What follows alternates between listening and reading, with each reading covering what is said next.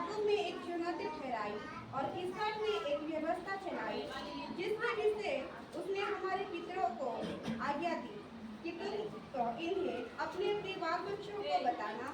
तुम इससे अपने अपने बाल बच्चों को क्या करना? बताना। Thank you. उसने हमारे पुरखों को आज्ञा दी कि वे अपने बच्चों को सिखाएं ताकि आने वाला पीढ़ी उन्हें जाने और परमेश्वर पर क्या करें? भरोसा करें। मेरे पीछे पीछे बोलिए। उसने हमारे पुरखों को आज्ञा दी कि वे अपने बच्चों को सिखाएं ताकि आने वाला पीढ़ी उन्हें जाने और परमेश्वर पर भरोसा रखें। हालेलुया। परमेश्वर ने कभी नहीं चाहा कि विश्वास एक पीढ़ी पर रुक जाए। परमेश्वर ये नहीं चाहते हैं कि आप विश्वास किए उतना काफी है। परमेश्वर चाहते हैं कि आप विश्वास किए अच्छी है, लेकिन आपके बाद आपके बच्चा भी विश्वास करेगा। उसके आपका बच्चा केवल है, उसके बाद उसकी बच्चा, उसके बाद उसके संतान, उसके बाद उसके संतान, ऐसे पीढ़ी दर पीढ़ी, पीढ़ी दर पीढ़ी परमेश्वर के सेवा में, परमेश्वर के विश्वास में हर पीढ़ी जैसे खड़े रहेंगे, वही परमेश्वर चाहते हैं। परमेश्वर केवल नहीं चाहते कि आप धन्यवाद दे दें, आप कलीसिया को आए। मैं कलीसिया को जाता हूँ, मैं प्रार्थना करता हूँ, मैं आराधना करता हूँ, मैं दशमांश देता हूँ, उतना काफी है, केवल नहीं। लेकिन आपके बच्चे भी प्रभु को जानना जरूरी है। हालेलुया। प्रभु को जानना केवल मम्मी पापा का केवल काम नहीं। किसको? बच्चे से बूढ़े सार कोई परमेश्वर को जाने, यही परमेश्वर चाहते हैं। आज बहुत से बच्चे ऐसे हैं जो कलीसिया को आते नहीं, ना तो परमेश्वर को व्यक्तिगत रूप में जानते हैं। वे आज अंधकार के जीवन को जी रहे हैं। मम्मी पापा तो बहुत अच्छे प्रार्थना कर रहे हैं, मम्मी पापा के घर में जाएंगे तो मम्मी पापा विश्वास में हैं, उपवास कर रहे हैं, लेकिन उनके उपवास, उनके प्रार्थना का जीवन उनके बच्चों के जीवन में थोड़ा सा भी प्रभाव को या बदलाव को नहीं लाया। आप प्रार्थना कर रहे हैं, अच्छी बात है, आप विश्वास कर रहे हैं, अच्छी बात है, लेकिन आपके साथ साथ आपके बच्चा भी क्या करना चाहिए? परमेश्वर को विश्वास करना जरूरी है। इसलिए आज हम स्वयं से पूछे, क्या हम अपने बच्चों को केवल सफल बनाने के लिए पाल रहे हैं या परमेश्वर के साथ चलने के लिए भी बना रहे हैं? बहुत सारे मम्मी पापा बच्चों का इंतजार किए हैं कि उसका 18 साल हो जाएगा तो कंपनी में जाएगा। वो 18 साल कब होगा? नहीं हो रहा है, बच्चा बड़ा हो गया, आधार कार्ड को थोड़ा चेंज कर दो, बढ़ा दो, उम्र को थोड़ा बढ़ा दो और कंपनी में क्या करो? डालो। बहुतों के जीवन में बच्चों को यही टेंशन है कि आधार कार्ड को बढ़ा करके क्या करेगा? बच्चों को कहाँ पर डालेगा? कंपनी में डालेगा। तो 2 बच्चे हैं, मम्मी पापा काम करेंगे क्या तो कितना कमाई आएगी? 4 लोगों का कमाई आएगी। हालेलुया।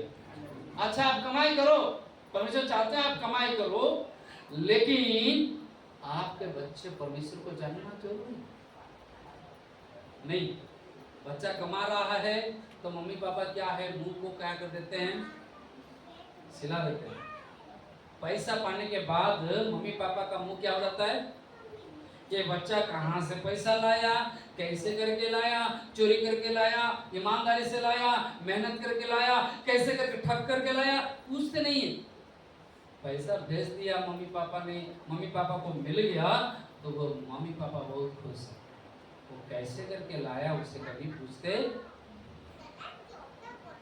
मम्मी पापा या होने के नाते हमारा कर्तव्य यह नहीं है कि बच्चे सफल बने, सामाजिक रूप से, आर्थिक रूप में उन्नति करें, लेकिन हमारा कर्तव्य है कि वे परमेश्वर को जानें।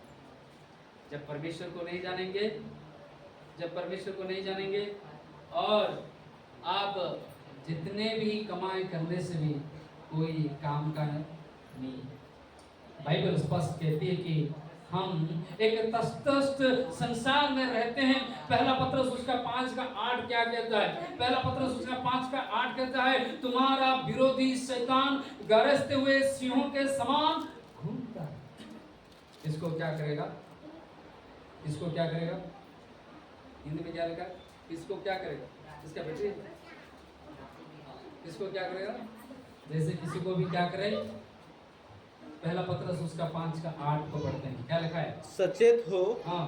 और जागते रहो, क्योंकि तुम्हारा विरोधी शैतान गरजने वाले सिंह के समान इस खोज में रहता है कि किसको गरजने फाड़ वाले खाए। शैतान के सिंह के समान इस खोज में रहते हैं कि किसको फाड़ खाए।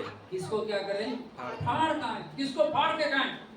हमारा अगला पीढ़ी शैतान के इस युद्ध में है। हमारा अगला पीढ़ी, हमारा आने वाला पीढ़ी, हमारा जो पीढ़ी और जो बच्चे अभी पैदा हुए हैं, वो बच्चे परमेश्वर के हाथ में तो है, लेकिन शैतान चाहता है उनको क्या करने के लिए? फाड़।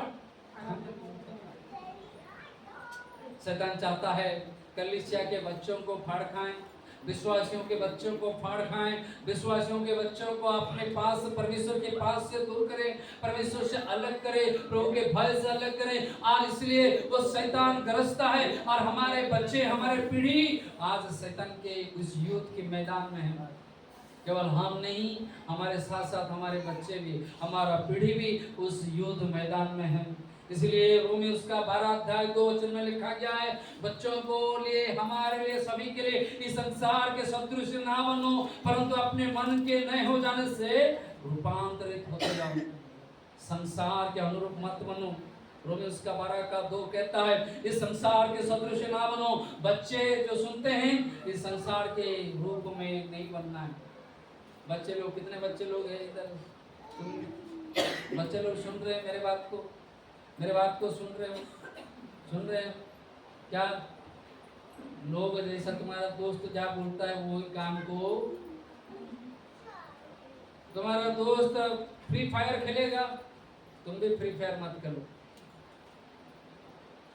तुम्हारा दोस्त नहीं फालतू में पैसा को उड़ाएगा, आप भी फालतू में मम्मी पापा को पैसा को मत दो। आपके दोस्त कहेंगे, अरे तुम्हारे पास ऐसे वाला मोबाइल नहीं है, मेरे पापा के पास ऐसे मोबाइल है, तो घबराना नहीं, निराश नहीं, क्योंकि इस संसार के अनुरूप सदृश हमारे बच्चे ऐसे वातावरण में अभी बढ़ रहे हैं जहाँ बहुत सी आवाज उन्हें आकार दे रही है, बाहर के आकार दे रहे हैं कि हम लोग क्या बोलेंगे। बच्चे खुद से सीख जाते हैं, मीडिया उनकी पहचान बन रहा है कि छोटे छोटे बच्चे यूट्यूब चला रहे हैं, यूट्यूब में हीरो बन गए हैं।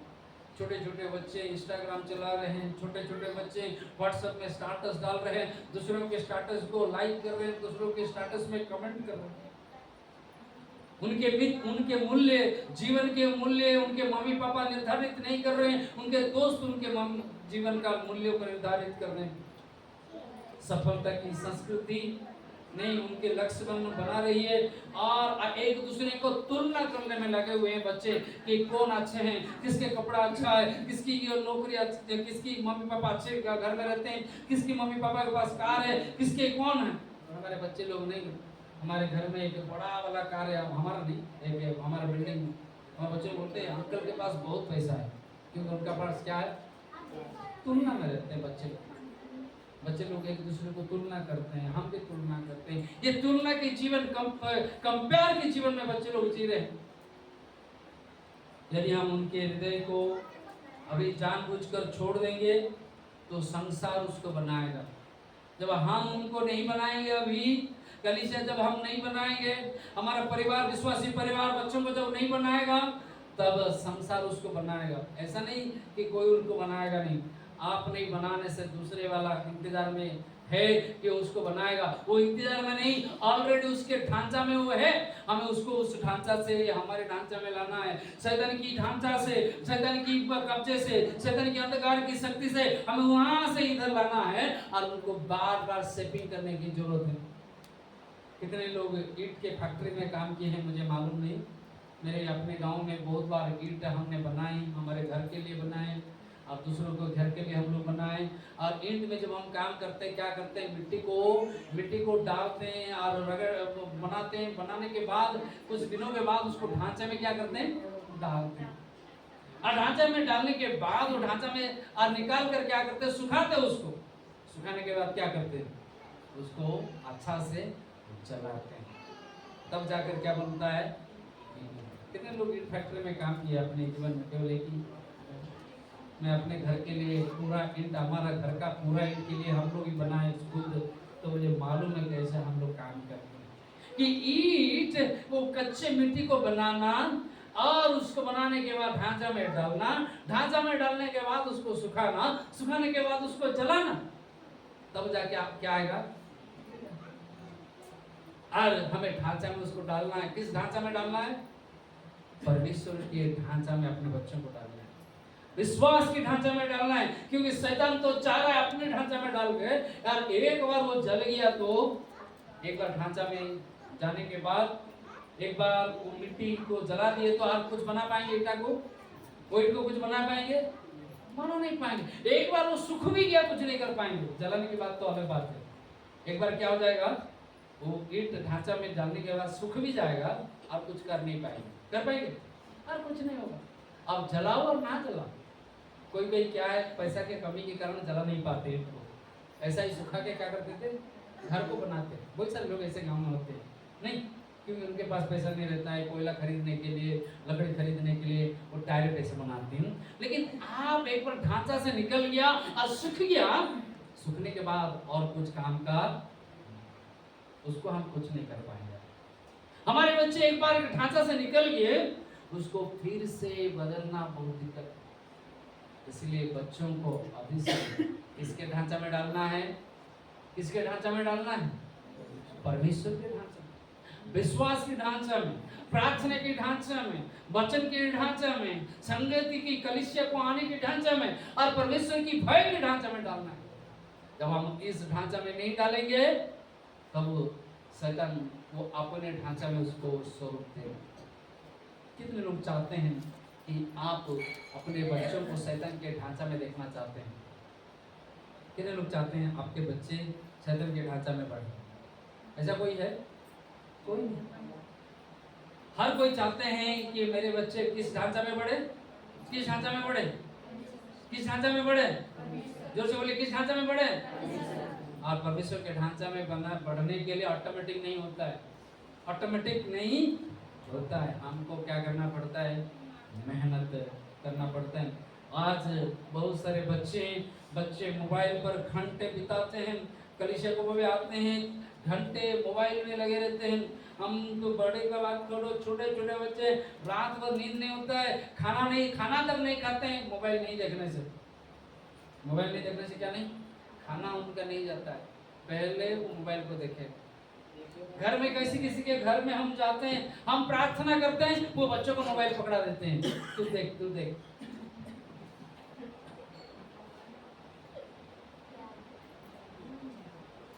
बच्चों को प्रार्थना के समय में प्रार्थना, बच्चे आपको ढांचा में डाल देंगे, आपके बच्चे आपको डाल देंगे। आप उनके जैसा व्यवहार करो, वो कहेंगे मुझे मोबाइल चाहिए, तो आपको मोबाइल देना है। आपको डिसाइड करना है कब मोबाइल देना है, कब नहीं देना है, डिसाइड करना है। रोएंगे, मारपीट करेंगे, वाह करेंगे, आपको ये करेंगे, घूमेंगे, वो उनका नाटक है। सब बच्चों का वही नाटक है, हमको मालूम है। 3 बच्चे हैं, हमको मालूम है। एक दिन रोएंगे, 2 दिन रहेंगे, तीसरा दिन क्या हो जाएंगे? सीधे लाइन में।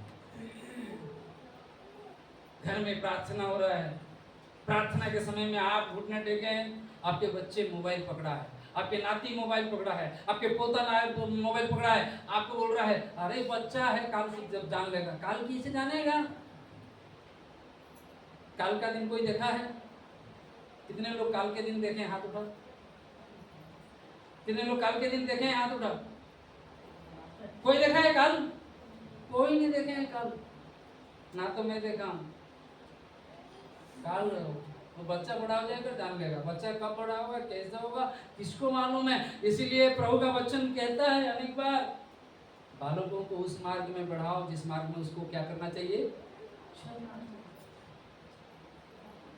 बच्चे आपको हुक्म ना करें, बच्चे आपको डिक्टेट ना करें, बच्चे आपको ना कहें कि क्या डिमांड ना करें। परमेश्वर के ढांचा में बच्चों को डालना है। आज बच्चे मोबाइल पर घंटे बिताते हैं, लेकिन परमेश्वर का वचन को नहीं जानते हैं। बच्चे लोग चर्च को आते हैं, बाइबल है तुम्हारा? हेलो, एक छोटा छोटा बाइबल ऐसे लेना, क्या बाइबल एक लेना, मैं आज दूंगा तुमको। बच्चे लोग को जब आप आएंगे, चर्च को आएंगे, नहीं पढ़ने से भी बाइबल लेके आना, नहीं पढ़ने से भी क्या करना और सीखना है कि घर में जाके सीखना है। हमारा सामुएल क्या करता है, उसको पढ़ना नहीं आता है, ऐसा बैठ जाता है उसके भाई लोग के साथ, वो एक पैर को दूसरे पैर में डाल देता है और उल्टा करके पकड़ता है इसे। उसको मालूम नहीं, लेकिन आप पकड़ो। क्या करना है? सब बच्चे बाइबल लेना, क्या करना है? मोबाइल को पकड़ते हैं, बहुत अच्छा लगता है, लेकिन इसको पकड़ेंगे शैतान क्या होगा, तुमसे दूर होगा। हालेलुया। इससे मोबाइल को पकड़ेंगे, कौन आएगा पास में? शैतान आएगा। मोबाइल से शैतान की आत्मा आएगी, लेकिन इससे शैतान की आत्मा क्या होगा? दूर होगा। हालेलुया। बच्चों को एक एक छोटा छोटा बाइबल पकड़ा, छोटा छोटा बाइबल प्रभु का वचन को दो। परमेश्वर के वचन उनके जीवन में होना जरूरी है। आज बच्चे मोबाइल में पारंगम है, मोबाइल जितना हमको मालूम नहीं उनको मालूम है, लेकिन बाइबल में उत्पत्ति किधर है मालूम नहीं, मत्ती किधर है, सिखाना मत सबको। बाइबल लेके आना हर बच्चे, संडे स्कूल पे जब आते हैं नहीं, हर बच्चे को सीखना है। नहीं मोबाइल लैपटॉप बोलो, वो लोग पूरा मालूम हो जाता है, हमको मालूम नहीं रहता है क्या कहाँ पर कैसा होता है, और उनको मालूम हो जाता है। कैसे पता होता है? मालूम नहीं। सोशल मीडिया दिन रात देखो, कौन सा गीत कहाँ पर है, कौन सा भाषा की गाना है, वे भिन्न भिन्न भाषा के गीत को गाते हैं। हमारे बच्चे लोग बोलो कि कौन कौन सा भाषा का गीत गाते हैं मोबाइल से देख देख कर। नहीं, केवल हम लोग वो भाषा तक नहीं जानते हैं, सुने भी नहीं हमारे जीवन काल में। ये अलग अलग चीज सोशल मीडिया उनको आज बांध के रख रहा है। शैतान की गीतों को बहुत जानते हैं, सामने बुलाने से गीत गाने के लिए आते नहीं, यूट्यूब के गाना को इतना गाएंगे, दिन रात घर में गाएंगे, चिल्ला चिल्ला कर खेलते समय गाएंगे यूट्यूब के गाना, लेकिन परमेश्वर के गीत को गाने के लिए, सामने आने के लिए क्या होता है? ये बच्चे लोगों का जीवन ऐसा है।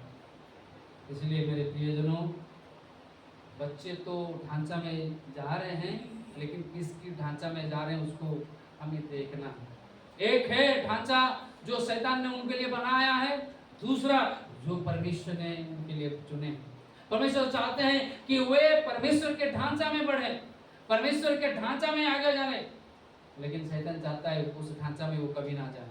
शैतान चाहता है परमेश्वर के ढांचा में वो कभी ना जाए, मेरे ढांचा में बने रहे। आज हमारा कर्तव्य है कि बच्चों को किस ढांचा में डालना? किस ढांचा में डालना? परमेश्वर के, क्योंकि शैतान उनको ढूंढ रहा है खाने के लिए। दूसरी बात, परमेश्वर की योजना क्या है? परमेश्वर की योजना माता पिताओं को मैं कहना चाहता हूँ, आरंभ से ही परमेश्वर की योजना के बारे में हम पढ़ते हैं। आरंभ से ही उत्पत्ति उसका 1:28 को अभी मैं आता हूँ। हम मम्मी पापा के लिए जो लोग शादी नहीं किए उनके लिए मैं बोलना चाहता हूँ परमेश्वर की योजना क्या है। और परमेश्वर की योजना वाचा है, परिवार है और पीढ़ियों का विश्वास को बढ़ाना है। आइए हम पढ़ेंगे। आरंभ से ही परमेश्वर ने परिवार को, विश्वास को आगे बढ़ाने के लिए कैसे बनाया। उत्पत्ति उसका 1:28 को पढ़ते हैं। परमेश्वर ने आदम और हवा को, पहला नर और नारी को बनाने के बाद उत्पत्ति उसका 1:28 में क्या लिखा जाता है? और क्या? परमेश्वर ने उनको आशीष दी, और परमेश्वर ने उनको आशीष दी और उनसे कहा फूलो फलो और पृथ्वी में भर जाओ, फूलो फलो और पृथ्वी में क्या हो जाओ? भर जाओ। आमीन। परमेश्वर ने कहा कि फलवंत हो और बढ़ो। ये केवल जनसंख्या बढ़ाने के लिए ही नहीं था, ये आत्मिक युग वृद्धि के लिए भी था। और परमेश्वर ने कहते हैं तुम परिवार को बढ़ाओ। हमारे कलीसिया में तो अच्छे हैं, प्रभु का धन्यवाद हो, लेकिन बहुत सारे लोग, जवान लोग आजकल अपनी शादी करने के बाद अपने परिवार को बढ़ाना नहीं चाहते हैं, बढ़ाना नहीं चाहते इसलिए, और ये कौन इतना टेंशन लेगा, कौन इसका जिम्मेवारी लेगा, स्कूल का फीस इतना है, और मेडिकल की खर्चा है, आगे की खर्चा है, हमारे लिए तो काफ़ी नहीं है और क्यों बच्चा को लाएंगे। और इस समझ में बहुत सारे लोग जो गांव देहात के नहीं, शहर में पढ़े लिखे लोग, अच्छे कंपनी में काम करने लोग, अच्छे अच्छे पद में रहने वाले लोग बच्चा नहीं करते हैं। आप देखे होंगे ऐसे लोगों को, देखे नहीं देखे कि सब उनके पास है लेकिन बच्चा। सपोज देखो 10 परिवार बच्चा नहीं करेंगे तो उन 10 परिवार 10 साल के बाद 20 साल के बाद क्या हो जाएगा? खाली हो। परिवार खाली होने से क्या खाली होगा? कलीसिया भी खाली हो। कलीसिया खाली होने से परमेश्वर का काम भी क्या हो जाएगा? परमेश्वर कहते हैं तुम निसंतान नहीं, संतान को बनाओ, पुत्र पुत्रियां पैदा करो, फलवंत हो। लेकिन कितना बच्चा पैदा करेंगे उसके बारे में आप परमेश्वर से प्रार्थना करें। आपको कितना बच्चा चाहिए? 1 बच्चा चाहिए, 2 बच्चा चाहिए, 3 बच्चा चाहिए, 4 बच्चा चाहिए? आप प्रार्थना करो, परमेश्वर जैसे आपको अगुवाई करता है। लेकिन बच्चों को संसार में लाना जरूरी है। जब हम बच्चों को संसार में नहीं लाएंगे, बहुत सारे लोग बच्चों को क्या करते हैं, माँ के गर्भ से ही मार देते हैं।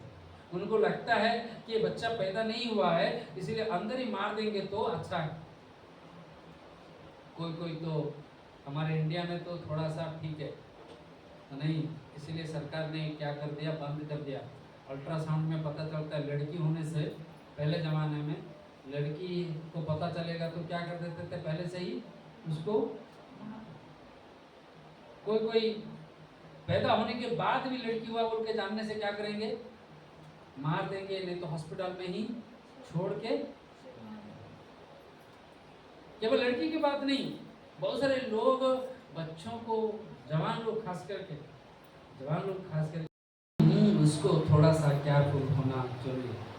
हमें नहीं, परमेश्वर इसलिए कहते हैं व्यवस्था के उन्होंने उसका 6 और 7 वचन में कहते हैं कि परमेश्वर ने कहते हैं, परमेश्वर माता पिता से कहते हैं ये बातें जो मैं आज तुझसे सुनाता हूँ तेरे मन में बनी रहें। व्यवस्था के उन्होंने 6 और 7 वचन। और तू इन्हें अपने बालकों को परिश्रम से सिखाना। वो कहते हैं ध्यान दीजिए, परमेश्वर ने नहीं कहा कि केवल सप्ताह में एक बार मंदिर में सिखाओ, लेकिन परमेश्वर ने कहते हैं जब तू घर में बैठता है, घर में जब खाता है, घर में जब सोता है, हर समय उसको सिखाना, घर में सिखाना। और घर में बच्चों को परमेश्वर के मार्गों को सिखाना जरूरी है। कोई पढ़िए मेरे लिए मलाकी उसका 2 अध्याय 15 वचन कहता है, क्या कहता है? मलाकी उसका 2 अध्याय 15 वचन को कोई पढ़िए जोर से खड़े होकर। वो क्या कहता है? पढ़िए मलाकी 2 अध्याय 15 वचन। क्या उसने एक ही को नहीं बनाया? क्या उसने एक ही को नहीं बनाया? जबकि और आत्माएं उसके पास थी। हाँ। और एक ही को क्यों बनाया? और एक ही को क्यों बनाया? इसलिए कि वह परमेश्वर की योग्य संतान चाहता है। इसलिए कि वो परमेश्वर के क्या संतान चाहता है? जोर से बोले, क्या संतान? योग्य संतान। परमेश्वर योग्य संतान को ढूंढ रहे हैं। आपके बच्चे लोग को अपने पास रखो। अभी मैं आपके लिए बोलना चाहता हूँ, सब अपने मम्मी पापा अपने बच्चों को अपने पास रखो। परमेश्वर केवल संतान नहीं चाहता है, क्या चाहता है? योग्य संतान चाहता है। क्या संतान चाहता है? योग्य संतान। 1 मिनट अपने बच्चों के लिए प्रार्थना करें, कहिए प्रभु मेरे बच्चों को योग्य संतान बनाए। अपने बच्चों के लिए हाथ रख के प्रार्थना करो, प्रभु मेरे बच्चों को योग्य संतान बनाए। हे प्रभु हमारे बच्चों को योग्य संतान बनाए। Thank you Lord. हम प्रार्थना करते हैं हमारे बच्चे योग्य संतान हो। हमारे बच्चे परमेश्वर आपकी महिमा करेंगे। सालों के लिए, शुभम के लिए, सामिल के लिए मैं प्रार्थना करता हूँ उनको योग्य संतान बनाइए। और प्रभु इस कलीसिया में जितने भी संतान हैं, हर कोई योग्य संतान बनेंगे तो और योग्य पुत्र पुत्रियां होंगे तो उनके जीवन में तो कार्य यीशु मसीह के नाम से मांगते हैं, आमीन। परमेश्वर कहते हैं कि उन्हें कैसा संतान बनाना चाहता है? अपने घर में बच्चों के लिए डेली प्रार्थना करो, हाथों को रख कर प्रार्थना करो, बच्चों के लिए घुटना टेक कर प्रार्थना करो, आंसू को बहाकर प्रार्थना करो, दिल से प्रार्थना करो, दिन में प्रार्थना करो, बाहर जाते समय प्रार्थना करो, अंदर आते समय प्रार्थना करो, सोते समय प्रार्थना करो, बच्चों के लिए प्रार्थना करो, क्योंकि परमेश्वर चाहते हैं कि बच्चे कैसे संतान बने। हमारे घर में एक हम लोग एक ये किया है कि हम जैसे भी दिन में एक बार बच्चों के लिए क्या करते हैं, प्रार्थना करते हैं। आप अपने घर में मम्मी पापा, कितने मम्मी पापा है, हाथ उठाइए, कितने मम्मी पापा है? हालेलुया। आपको परमेश्वर ने मम्मी पापा होने का अनुग्रह दिया, इसलिए प्रभु का धन्यवाद करें। हालेलुया। आपका काम क्या है? केवल बच्चों से पैसा का इंतजार नहीं करना, बच्चों को आशीर्वाद देना। क्या करना? उनके सिर पर हाथ रखना, डेली सोने से पहले, हर दिन रात को सोने से पहले उन पर हाथ रखो और प्रार्थना करो, प्रभु मेरे बच्चों को क्या करो, योग्य संतान दो। दिन में रात में नहीं प्रार्थना कर पाने से भी आप ड्यूटी में जाते हैं रात को, तो जब भी आपको समय मिलता है एक बार कम से कम उनके सिर पर हाथ रखो और बोलो, क्या प्रार्थना करो, हे प्रभु मेरे बच्चों को योग्य संतान बनाए। हालेलुया। कितने लोग करना चाहते हैं अपने बच्चों के लिए प्रार्थना? कितने लोग अपने बच्चों के लिए प्रार्थना करना चाहते हैं? Hallelujah, hallelujah. अगले साल जब अगले साल नहीं, अगले हफ्ता मैं पूछूंगा आपको कितने लोग प्रार्थना कर रहे हैं बच्चों। बच्चे, परमेश्वर ने बच्चों को चाहते हैं कि योग्य बनाए। बच्चे सब कुछ समझते नहीं समझते हैं, लेकिन हमारी प्रार्थना जब हम करेंगे परमेश्वर उनके जीवन में कार्य करेंगे। नहीं, हमने बहुत सारे मिशनरी लोगों के प्रार्थना को गवाही को सुने। मैं कुछ दिन पहले पिछले महीना उसके आखिरी हफ्ता एक जगह मीटिंग को गया था, और मीटिंग में गया था, वहाँ पर एक मिशनरी से हम मिले। करीब 17-18 साल के बाद हमने मिले। हम दोनों 2004 या 5 में मिले थे और उनको इस साल में मिला, करीब 22 साल हो गया। और तब हम मिले थे, उनके बच्चे सब छोटे छोटे थे, और हमने अभी पूछा आपके बच्चे लोग क्या कर रहे हैं, और परमेश्वर का धन्यवाद। वो बोले कि मेरे 3 बच्चे हैं। एक बच्चे IIT जानते हैं? IIT बोलने से क्या है? इंडिया का सबसे बड़ा कॉलेज, जहाँ पर सबसे बड़ा इंजीनियरिंग कॉलेज, उसको IIT कहते हैं। मेरे बच्चे, पहला बच्चा IIT बैंगलोर में प्रोफेसर है। कहाँ पर है? बैंगलोर IIT में प्रोफेसर है पहला बच्चा। दूसरे बच्चा IIT अहमदाबाद में प्रोफेसर है। कहाँ पर? IIT अहमदाबाद में प्रोफेसर है। तीसरा बच्ची वो IAS ऑफिसर बनी है। क्या बनी है? हम मिल के झारखंड में काम करते थे, जंगल में साइकिल चलाते थे, लोग के सब मिल के करते थे। तो मैं शादी नहीं किया था, लेकिन वे शादी किए थे, उस समय उनका बच्चे छोटे थे। हमने पूछा, दादा आपके बच्चे लोग क्या है? लेकिन मेरे तीनों बच्चों को परमेश्वर ने क्या किए हैं? हालेलुया। और हम हमेशा उनके जीवन में देखते थे, हर एक कलीसिया के जीवन, हर एक मिशनरी के जीवन में देखते थे कि हमारा सैलरी बहुत कम था। उस समय हम इतना कम तनख्वाह पाते थे, जंगल में रहते थे, हमारी सुविधाएं नहीं होती थी, लेकिन परमेश्वर ने ऐसे समय में भी उन बच्चों को पढ़ाने में, उन बच्चों को बढ़ाने में आज परमेश्वर ने अनुग्रह किए। और तीनों के तीनों बच्चे संसार में, सामाजिक रीति से, आर्थिक रीति से, हर प्रकार से परमेश्वर ने ऊंचा किए। हालेलुया। मैंने ऐसे कोई मिशनरी के बच्चों को आज तक नहीं देखा जो बेकार हुआ है। जो क्या हुआ है? परमेश्वर के सेवकों के बच्चों को हमने किसी को ऐसा नहीं देखा जो बेकार हुआ है, क्योंकि परमेश्वर ने उनके प्रार्थना का उत्तर के रूप में उनके बच्चों को परमेश्वर ने क्या किए हैं? खड़े किए। अनेक गवाही है, अनेक पास्टर लोग हैं, अनेक मिशनरी लोग हैं जो बिना खाना पीना करके प्रभु के सेवकाई किए हैं, लेकिन आज उनके बच्चों को परमेश्वर ने खड़ा किया है, बड़े बड़े स्थान को दिए हैं, बड़े बड़े पद को दिए हैं, बड़े बड़े जगह पर रखे हैं, बड़े बड़े इनाम को दिए हैं, क्योंकि परमेश्वर हमारी प्रार्थना को क्या करते हैं? सुनते हैं। हालेलुया। मेरे प्यारे भाई और बहनें, आज शायद आप छोटा सा काम कर रहे हैं, लेकिन आपका हाथ में रखा हुआ प्रार्थना आपका बच्चों को एक दिन परमेश्वर के सामने खड़ा करेगा। वो समाज में खड़ा होगा और परमेश्वर की महिमा करेगा। वो कहेगा कि मेरी मम्मी मेरे लिए हमेशा क्या करती थी? प्रार्थना करती थी। वो कहेगा 20 साल के बाद कि मेरी माँ मेरे लिए प्रार्थना करती थी। वो कहेगा मेरे बाप मेरे लिए प्रार्थना करते थे, इसलिए मैं आज क्या यहाँ पर क्या हूँ। लेकिन वो 20 साल तब आएगा जब आप आज से उसके ऊपर क्या करेंगे, प्रार्थना करेंगे, आशीर्वाद को देंगे। Hallelujah, hallelujah.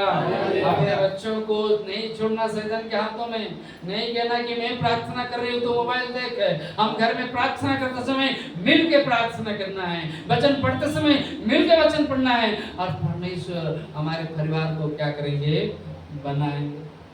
क्योंकि उन्होंने हमारे घर को विश्वास के घर देखना चाहते हैं। जब घर विश्वास के घर होगा, घर प्रार्थना के घर होगा, जब परमेश्वर हमारे घरों में ही कार्य करना शुरू करेंगे, हमारे बच्चे उसके प्रभाव में आएंगे।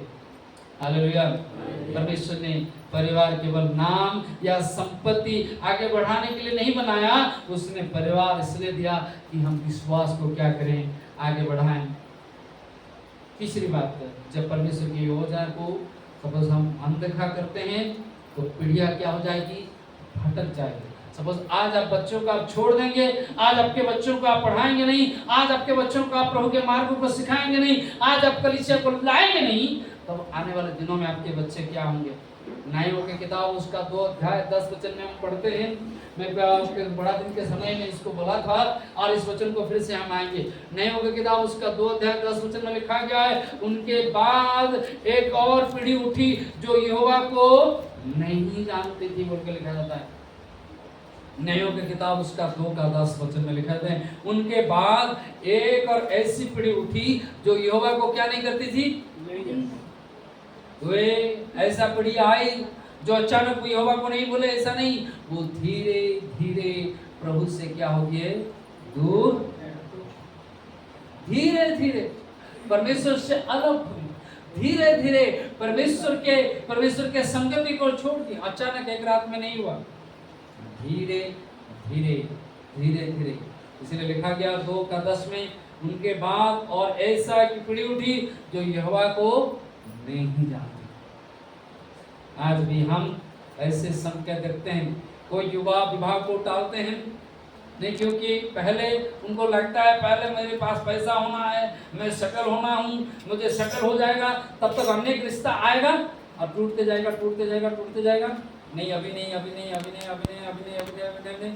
बहुत सारे भाई बहन ऐसे होते हैं और बूढ़ी हो जाने के बाद, बूढ़ा हो जाने के बाद उनको लगता है मुझे नहीं मिल पाया, अब प्रार्थना करते हैं, उससे में रोते हैं, प्रभु मुझे अभी दो, अभी दो, अभी दो, तब तक सब कुछ खत्म हो जाए। इसलिए प्रभु का वचन कहता है तुम जवानी में क्या करो, अपने स्त्री के साथ मौज करो, मस्ती करो, बोल के लेकर जाए। जब आपका उम्र है शादी का उम्र, उस समय शादी कर देना चाहिए। कितने उम्र में शादी करना चाहिए, कितने उम्र में विश्वास शादी करना चाहिए, कितने उम्र में शादी करना चाहिए, कितने उम्र में शादी करना चाहिए, बोले कितने उम्र में, 40 साल में, 50 साल में, कितने उम्र में शादी करना चाहिए, बोले बोले, हाँ 20, कितने उम्र में शादी करना चाहिए, मोहन, हाँ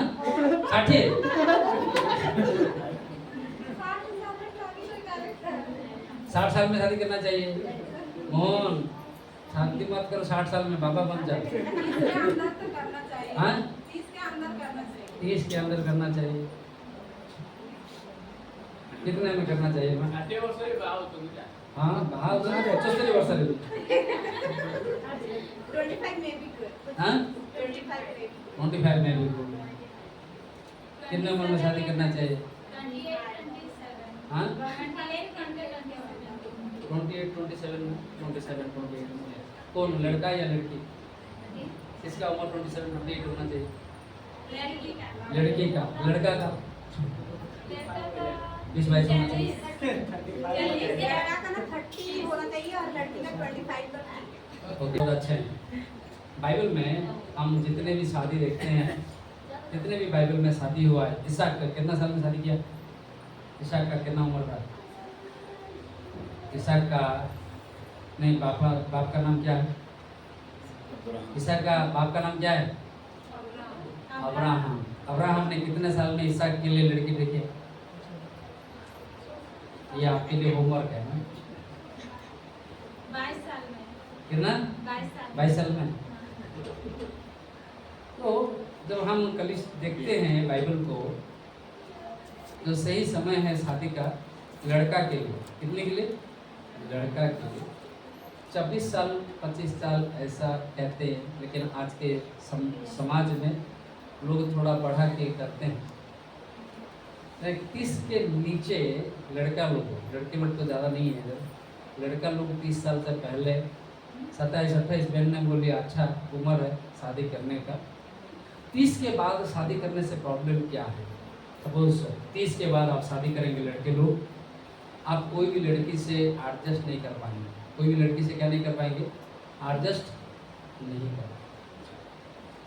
25-26 साल में आप एडजस्ट कर पाएंगे क्योंकि आप जवान हैं और आप बेत के समान है। बेत समझते हैं? बेत समझते हैं? ये वो मतलब बाम्बू को हिंदी में क्या कहते हैं? बाम्बू को हिंदी में क्या कहते हैं? बांस की तरह रहेगा, लेकिन बांस नहीं है। उसको जैसे घुमाओ ऐसे वो घूम जाएगा, क्योंकि वो बांस जब कच्चा रहेगा जैसे घुमाओ ऐसे वो बनेगा। उसके चौकी बनता है, चेयर बनता है, टेबल बनता है, देखे ना? वो बेत बोलते हैं हम लोग उड़िया में। आप लोग क्या बोलते हैं? बांस अलग है, बेत अलग है। कराची बोलते हैं हम लोग। हाँ? कराची बोलते हैं। वो छोटा छोटा इस टाइप का आएगा, ऐसा पतला आएगा। वो बांस नहीं है, बांस जैसा दिखाई देगा। उसको आप जैसे घुमाएंगे और उसके बाद उसको फिक्स हो गया, सूख गया, उसके बाद और कुछ नहीं होगा। 30 साल में मेंटली हम लोग क्या करते हैं? मेंटल हमारा ये जो दिमाग है बदलता है, हमारा ब्रेन बदलता है। 30 साल 29-30 साल में हम लोग बदलते हैं, परिपक्व होते हैं। क्या होते हैं? परिपक्व। इसलिए कितना साल में सेवकाई शुरू की? यीशु ने कितना साल में सेवकाई शुरू की? 30 साल। परिपक्व अवस्था, ये दिमाग की परिपक्व अवस्था। एहेजिकेल भी सेवकाई शुरू की 30 साल में। जो भी सेवकाई शुरू किए सब लोग 30 साल में परिपक्व हो जाते हैं। दिमाग आपका उसके बाद अब बढ़ेगा नहीं, उसके बाद घटेगा। दिमाग का बढ़ने का एक रहता है, वो 30 साल में क्या हो जाएगा? कंप्लीट हो जाएगा। आप मैच्योर हो जाएंगे, आपको मालूम हो जाएगा ये सही है, ये गलत है, आप क्या करेंगे 30 साल में। इसलिए 30 साल के बाद जो शादी करेंगे पूरा मैच्योर हो जाएंगे और आप रोमांच नहीं कर पाएंगे। रोमांच होने से हंसी खुशी नहीं कर पाएंगे आप एक दूसरे से। शादी में क्या होता है? कमेंट मारते हैं, हंसी खुशी करते हैं, एक दूसरे को टांग को खींचते हैं। 30 साल के बाद वो नहीं होगा। क्यों? क्योंकि आप पूरा ज़्यादा क्या हो गए हैं? मैच्योर हो गए। ज़्यादा मैच्योर हो जाने से आपको सब कुछ नेगेटिव पॉजिटिव दिखाई देगा। आपके जीवन में खुशी नहीं आएगी और आप अलग प्रकार परिवार को बनाएंगे। इसलिए जो भाई लोग हैं, लड़के लोग हैं, उनके शादी का उम्र 25 से 28 साल ठीक है। 25 से 28 साल का। बहनों के लड़के लोग कितने में शादी करना चाहिए? 25 के बीच में शादी करना। 25 के बीच, क्योंकि उनका शरीर भी बढ़ता है और उनके माइंड की जो मैच्योरिटी है 25-26 साल में माइंड मैच्योरिटी हो जाता है। माइंड मैच्योरिटी एक बार हो गया, आप दूसरों से एडजस्ट करना बहुत कठिन है। इसलिए समय पर शादी करना जरूरी है। समय पर शादी करना, समय पर शादी करो। आपका जब प्रस्ताव आता है, अरे नहीं नहीं नहीं नहीं नहीं नहीं नहीं नहीं बोल के मत खींचो, फिर लास्ट में क्या हो जाएगा? कोई नहीं मिलेगा, आप इंतजार में ही रह जाएंगे। पूरा जिंदगी भर इंतजार में मत रहो। समय पर शादी, क्योंकि परमेश्वर चाहते हैं आज युवाओं के जीवन नाश हो जाता है। मेहनत करना गलत नहीं, अपने कैरियर को बनाना गलत नहीं, लेकिन कैरियर को बनाते बनाते परमेश्वर की योजना को भी भूलना नहीं। परमेश्वर की योजना को आप भूल जाते हैं, अपने कैरियर पर ज़्यादा फोकस करते हैं, तब हम परमेश्वर की योजना से भटक जाते हैं। नीति वचन उसका 14-12 कहता है, क्या कहता है? कोई बड़े नीति वचन उसका 14-12 क्या कहता है? ऐसा मार्ग है जो मनुष्य को सीधा जान पड़ता है। पढ़िए ना। ऐसा मार्ग है जो मनुष्य को ठीक जान पड़ता है, परंतु उसके अंत में क्या है? मृत्यु ही मिलती है। हाँ, उसके अंत में मृत्यु है। मनुष्य दृष्टि रे कौन सी विषय कौन मार्ग कौन देखा जाए? सड़क देखा जाए, किंतु ताहार अंत कौन अछि? कोई कोई मार्ग ऐसे हैं जो मनुष्य को सही दिखाई देगा, यही करने से सही है, वही करने से सही है, यही करने से सही है, लेकिन उसके अंत मृत्यु है। मम्मी पापा लोग, आपके बच्चे जितने बड़े बड़े हो गए, जवान हो गए, 25 साल का हो गए, कोई ऐसा है? मम्मी पापा लोग कोई नहीं है। आपके बच्चों का सही समय पर क्या करवाना है? शादी करवाना। आपके बच्चे लोग सबका शादी हो गया? सभी बच्चों का शादी हो गया? आप लोगों का जो 20-25 साल का हो गए, आपके बच्चे 20-25 साल का हो गए,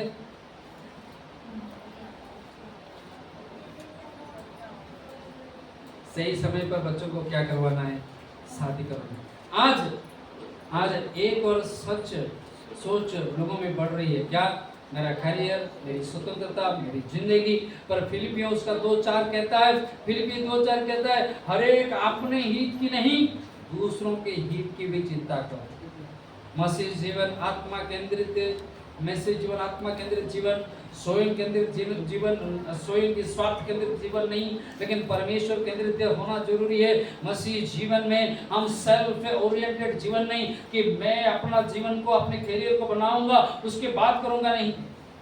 परमेश्वर मेरे जीवन में क्या करना चाहते हैं इसको देखें, और हमें जीवन के मूल्य पर भी बोलना होगा। क्योंकि भजन संहिता 139 उसका 13 से 16 में, भजन संहिता 139 13 से लेकर 16 तक परमेश्वर कहते हैं, तूने मुझे मेरी माता के गर्भ में रचा है। और यिर्मयाह उसका 1:5 में परमेश्वर ने कहते हैं यिर्मयाह को कहते हैं, मैंने तुझे गर्भ में रचने से पहले ही जान लिया। हर अजन्मा जीवन परमेश्वर के लिए मूल्यवान है। जब गर्भ में जीवन को हल्का समझा जाता है, तो हम केवल एक निर्णय नहीं लेते, हम उस चीज को छूते हैं जिसे परमेश्वर ने बनाया। पर सुनिए, जहां गलती हुई है वहां परमेश्वर की कृपा आज भी उपलब्ध है। इसलिए पहला यूहन्ना उसका 1:9 कहता है, यदि हम अपने पापों को मान ले तो वो विश्वास योग्य की है कि हमारे पापों को क्या करने के लिए? आज ये संदेश आपको दोष देने के लिए नहीं, सुधारने के लिए, तैयार करने के लिए। इसलिए परमेश्वर हमें पुकारते हैं, ऐसे घरों को बनाओ जहां अगली पीढ़ी परमेश्वर को जाने, ऐसे परिवार को बनाओ जहां विश्वास में बच्चे बढ़े, ऐसे घर को बनाओ, ऐसे परिवार को बनाओ जहां बच्चे परमेश्वर के भय को जाने। यहोशू इसलिए 24:15 में यहोशू ने कहता है, मैं और मेरा घराना यहोवा की क्या करेंगे? उसने ये नहीं कहा केवल मैं, वो कहता है मैं और मेरे साथ साथ मेरे घराना किसकी सेवा करेंगे? यहोवा की सेवा करेंगे। नीति वचन उसका 22:6 कहता है, लड़के को उसी मार्ग पर चला जिसमें उससे क्या होना चाहिए? पढ़िए कोई नीति वचन। लड़के को उसी मार्ग की शिक्षा दे, हाँ, जिसमें उसको चलना चाहिए। जिसमें उसको क्या करना चाहिए? एक बार वो भटक गया, उसको फिर से लाना। ये प्रशिक्षण जानबूझकर होती है। ये सरल हो सकता है, बच्चों के साथ प्रार्थना करना, भोजन के समय वचन साझा करना, परमेश्वर के कामों की गवाही को देना, बच्चों को आशीष देने के लिए बच्चों को सिखाओ। जब आप बच्चों के साथ आते हैं, मम्मी पापा लोग अपने बच्चों को भेटी जानने के लिए भेटी देना सिखाना। बच्चे लोगों को भेटी देते हैं मम्मी पापा लोग ना, केवल आप दे के चल जाते हैं। अपने बच्चों को भेटी देने के लिए सिखाए। हेलो मम्मी पापा लोग, अपने बच्चों को भेटी देते हैं कि नहीं देते हैं? अपने बच्चों को भेटी देते हैं क्या? हेलो मम्मी पापा लोग, हाँ ना नहीं? हाँ, बच्चों को भेटी देना, क्या करना? बच्चों को क्या करना? भेटी। इधर आके जब आप आते हैं कलीसिया को, केवल मत दो, अपने बच्चों को भी बोलो, जाओ प्रभु के लिए भेटी दो, वो सीखेंगे। आप जब आते हैं चर्च को भेटी लेके आते हो बेटा, खाली हाथ केवल आते हो, ममता को बोलना खाली हाथ हम नहीं, भेटी लेके जाओ। क्या करेंगे? 1 रुपया भी हो, 2 रुपया भी हो, 3 रुपया भी हो, जो भी हो, जितना भी हो, खाली हाथ। अपने बच्चों को खाली हाथ तक चर्च को नहीं भेजे, बच्चों को हाथ में दे के भेजे। बेटी तो परमेश्वर के आशीर्वाद होगा। हालेलुया। परमेश्वर चाहते हैं हमारा परिवार को विश्वास की ढांचा में डालें, हमारे बच्चों को विश्वास के ढांचे में डालें, हमारे मम्मी पापा विश्वास के ढांचे में आए, हमारा परिवार प्रभु में बनते जाए। परमेश्वर हम सभी का आशीर्वाद करे। आइए हम अपनी जगह पर खड़े होंगे। परमेश्वर संतान बनाना चाहते हैं हर एक घर के बच्चों को, हर एक परिवार के बच्चों को। परमेश्वर चाहते हैं कि वो हमें योग्य संतान बनाए। वो सिद्ध माता पिता नहीं, ऐसे माता पिता को नहीं चाहते हैं कि जो परफेक्ट है, लेकिन परमेश्वर चाहते हैं कि समर्पित माता पिता जो परमेश्वर के सामने अपने जीवन को समर्पण करें। भारत में अगला जागरण शायद किसी बड़े मंच से नहीं शुरू होगा, वो घर से ही शुरू होगा, जहाँ वचन पढ़ा जाएगा, जहाँ प्रार्थना होगी, जहाँ बच्चे मसीह को जीते हुए सीखेंगे और घर में ही विश्वास को जानेंगे। अपने घरों के लिए प्रार्थना करें, ये प्रभु मेरे घर में तेरा कार्य हो।